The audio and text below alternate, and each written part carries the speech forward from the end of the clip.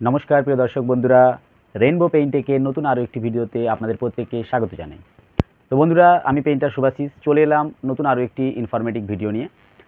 वाल पुट्टी करार विषय निये आमी अनेक भिडियो आपलोड करेछि, आपनारा भिडियोगुलो देखेछेन, खूब भालो रेसपन्स आमी पेयेछि भिडियोगुलो थेके। तो आजकेर एई भिडियोते आमी किन्तु वाल पुट्टी रिलेटेड एकटी विषय नियेई आलोचना करते चलेछि। वाल पुट्टी करा एबं वाल पुट्टिर उपरे प्राइमार करा এবং এই কাজগুলোতে কি কি সতর্কতা আমাদের অবলম্বন করতে হয়, কি কি বিষয়ে আমাদের মানে গুরুত্বপূর্ণভাবে খেয়াল রাখতে হয়, সেই বিষয়গুলো নিয়ে কিন্তু আমি আমার ভিডিওগুলোতে আলোচনা করেছি। তো আজকের এই ভিডিওতে আমি আপনাদের জানাতে চলেছি যে ওয়াল পুট্টি হয়ে যাওয়ার পরে এবং সেটি পালিশ করে নেওয়ার পরে তাতে প্রাইমার লাগানো হয়ে গেলে তারপরে যখন আপনারা টপ কোট লাগাবেন, তো টপ কোট লাগানোর সময় আপনারা কোন কোন বিষয়গুলোকে নজর দেবেন, কোন কোন বিষয়গুলোতে আপনারা বিশেষভাবে সচেতন থাকবেন, দিলে আপনাদের দেওয়ালে যখন আপনারা টপ কোট করবেন, টপ কোট ফিনিশ হয়ে যাওয়ার পরে আপনারা কিন্তু খুব ভালো ফিনিশিং পাবেন। আজকের এই ভিডিওতে আমি সেই সমস্ত বিষয় নিয়ে আলোচনা করতে চলেছি। তো আপনাদের অনুরোধ রইল স্কিপ না করে সম্পূর্ণ ভিডিওটির সঙ্গে থাকবেন। আর যারা যারা এখন অবধি আমার চ্যানেলটি সাবস্ক্রাইব করেননি তাদেরকে অনুরোধ করব দয়া করে আমার চ্যানেলটি সাবস্ক্রাইব করে রাখবেন, যাতে পেইন্ট রিলেটেড যে কোনো ধরনের ভিডিও আমি আপলোড করার সঙ্গে সঙ্গে আপনাদের কাছে নোটিফিকেশান পৌঁছে যায়। এই চ্যানেলের মাধ্যমে আমি কিন্তু বাড়ি পেইন্ট করার যাবতীয় সঠিক ইনফরমেশান আপনাদের দিয়ে থাকি। আজকের এই ভিডিওর মূল বিষয় যেটি, সেটি হলো ওয়াল পুট্টি ফিনিশিং হয়ে যাওয়ার পরে তাতে যখন আপনারা প্রাইমার লাগিয়ে নেবেন, প্রাইমার লাগানোর পরে ওয়ালে যখন টপ কোট লাগাবেন, তো টপ কোট লাগানোর সময় আপনারা কোন কোন বিষয়গুলো গুরুত্ব দেবেন। সবার প্রথমে আপনাদের যে বিষয়টি গুরুত্ব দিতে হবে সেটি হলো টপ কোট লাগানোর আগে যখনই আপনারা প্রাইমার লাগাবেন না, প্রাইমার লাগানোর সময় কিন্তু এক কোট প্রাইমার লাগাবেন। আপনাদের মনে প্রশ্ন আসতে পারে যে 2 কোট যদি প্রাইমার লাগানো হয় তাহলে কি প্রবলেম হতে পারে। না বন্ধুরা, 2 কোট প্রাইমার কখনোই লাগাবেন না, 1 কোটই প্রাইমার লাগাবেন। কারণ 2 কোট যদি আপনারা প্রাইমার লাগান, ওয়ালে কিন্তু আস্তরণ মানে প্রাইমারের আস্তরণটা মোটা হয়ে যাবে, যার ফলে আপনি যখন টপ কোট লাগাবেন তখন কিন্তু স্মুথ ফিনিশিং আসবে না। তাই অবশ্যই আপনারা এই দিকটা নজর দেবেন, 1 কোট প্রাইমার লাগাবেন। প্রাইমার লাগানো যখন কমপ্লিট হয়ে যাবে তারপরে আপনারা একটা কাজ করবেন, সেটি হলো আপনারা যে স্যান্ডিং পেপার মানে সিরিজ পেপার দিয়ে আপনারা ওয়ালটা পালিশ করেছিলেন পুট্টি করে নেওয়ার পরে, সেই ইউজ করা সিরিজ পেপার দিয়ে আপনারা দেওয়ালটাকে স্মুথভাবে একটু হালকা করে ঘষে নেবেন। এর কারণ কি, এই ঘষার কথা বা পালিশ করার কথা আমি কেন বললাম, এই পালিশ করার বিষয়ে বেশ কয়েকটি কারণ রয়েছে। কারণ আমরা যখন সিলিংয়ে প্রাইমার লাগাই, সেই প্রাইমার লাগানোর সময় প্রাইমারে ফোঁটা ওয়ালে পড়ে এবং প্রাইমারে দেখবেন প্রাইমারে যখন কৌটো খোলা হয়, বালতি খোলা হয়, দেখবেন সাইডে সাইডে কিন্তু মানে রঙের শুকিয়ে গিয়ে একটা আস্তরণ তৈরি করে। সেই শুকনো আস্তরণ আমরা প্রাইমার লাগানোর সময় যদি থেকে যায়, সেটা কিন্তু দেওয়ালে যেখানে যত্র কিন্তু লেগে থাকে।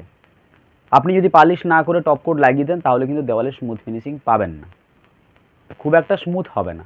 তাই অবশ্যই এই বিষয়টি নজর রাখবেন যে প্রাইমার লাগানোর পরে প্রাইমার যখন ড্রাই হয়ে যাবে, যখন শুকিয়ে যাবে, তখন ইউজ করা সিরিজ পেপার দিয়ে আপনারা ভালোভাবে হালকা করে একবার ঘষে নেবেন। পুরো দেওয়ালটা ঘষে নিলেন, ঘষে নেওয়ার পরে আপনারা কিন্তু চাইলে ন্যাকড়ার সাহায্যে মুছে নিতে পারেন অথবা ঝাড়ু দিয়ে আপনারা হালকাভাবে ঝেড়ে নিতে পারেন। দিলে প্রাইমারের যে সমস্ত ডাস্ট থাকবে ঘষার পরে ওগুলো কিন্তু চলে যাবে। এরপরে আরেকটি আমি গুরুত্বপূর্ণ বিষয়ে আপনাদের আমি জানাতে চলেছি, সেটি হলো টপ কোট যে লাগাবেন, টপ কোট লাগানোর সময় টপ কোটে কিন্তু ওয়াটার ডাইলুশনের মাত্রাটা আপনারা ঠিকঠাক রাখবেন। ডিপ কোট যদি আপনি ওয়ালে লাগান, ডিপ কোট লাগানোর সময় কিন্তু জলের মাত্রা আপনাকে ঠিকঠাক রাখতেই হবে, না হলে কিন্তু ওই কালারের আপনারা ফিনিশিং আনতে পারবেন না। যদি ডিপ কোটের ক্ষেত্রে আপনারা বেশি মাত্রায় জল দিয়ে দেন তাহলে কিন্তু ওই কালারটার আপনারা ফিনিশিং আনতে পারবেন না। তাই অবশ্যই এই বিষয়টি খেয়াল রাখবেন। ডিপ কোটের ক্ষেত্রে আপনারা মোটামুটি খুব বেশি হলে 250 ml অবধি আপনারা জল ইউজ করবেন। আর যদি লাইট কালার ইউজ করেন তাতে আপনাদের কোনো অসুবিধা নেই, 400 থেকে 500 ml অবধি আপনারা জল মিশিয়ে আপনারা দেওয়ালে লাগাতে পারবেন। এটি একটা গুরুত্বপূর্ণ বিষয়। অনেকেই আমাকে কোশ্চেন করেছেন যে দাদা আমার ওয়াল পুট্টি হয়ে গেছে, প্রাইমার লাগানো হয়ে গেছে, তো প্রাইমার লাগানোর কতদিন পরে আমি টপ কোট করতে পারবো। দেখুন বন্ধুরা, আমি আপনাদের বলে রাখি যে প্রাইমার হয়ে যাওয়ার পরে টপ কোট লাগানোর আগে অবধি টাইম পিরিয়ডের কিন্তু কোনো রকম কোনো নির্দিষ্ট টাইম পিরিয়ড নেই। প্রাইমারটা আপনাকে ড্রাই হতে মিনিমাম কমপক্ষে 12 ঘন্টা আপনাকে সময় দিতে হবে। 12 ঘন্টা আপনি যখন সময় দিয়ে দেবেন প্রাইমার কিন্তু অটোমেটিকলি ভালোভাবে ড্রাই হয়ে যাবে। ভালোভাবে ড্রাই হয়ে যাওয়ার পরেই কিন্তু আপনারা টপ কোট লাগাতে পারবেন। যদি ওয়েদার খুব একটা ভালো না হয়, যদি ড্রাই ওয়েদার না হয়, তাহলে কিন্তু হয়তো একটু সময় লাগতে পারে। সেটা 12 ঘন্টার জায়গায় আপনারা 24 ঘন্টা টাইম দিয়ে দিতে পারেন। কিন্তু বেশিরভাগ ক্ষেত্রে 12 ঘন্টা টাইম দিয়ে দেওয়ার পরে কিন্তু প্রাইমার ড্রাই হয়ে যায়, তারপরে কিন্তু টপ কোট করা যায়। এরকম কোনো ব্যাপার নেই যে প্রাইমার লাগানোর পরে আপনাকে 8 দিন, 10 দিন, 15 দিন ফেলে রাখতে হবে, তারপরে আপনাকে টপ কোট করতে হবে। আপনারা যখন টপ কোট লাগাবেন, আমরা বেশিরভাগ ক্ষেত্রে কি করি, একটি রুমে ধরুন কমপক্ষে 2টো কালার তো ইউজ করা হয়। অনেকে বাই কালার করেন, অনেকে আবার ট্রাই কালার করেন, বিভিন্ন রকমের ব্যাপার রয়েছে। বেসিক্যালি আমরা কিন্তু 2টো কালারই লাগিয়ে থাকি, একটা সিলিংয়ে একটা কালার আর ওয়ালে একটা কালার। তো আপনারা এই কালার লাগানোর সময় যে বিষয়টা একটু গুরুত্ব দেবেন, এটা হলো হয়তো খুব একটা এটা গুরুত্বপূর্ণ বিষয় না হলেও এটা কিন্তু কালারের ফিনিশিংয়ের উপরে অনেক বেশি প্রভাব দেয়।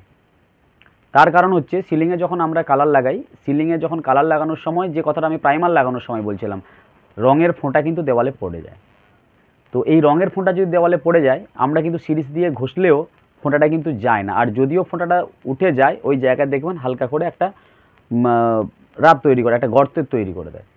তো এই জন্য আপনারা যখনই সিলিংয়ে টপ কোট লাগাবেন, মানে ভেজা কাপড় সঙ্গে রাখবেন। ভেজা কাপড় দিয়ে কিন্তু ওই রঙের ফোঁটাগুলোকে একটু ঘষে দেবেন, দিলে সঙ্গে সঙ্গে ঘষে দেওয়ার কারণে উঠে যাবে।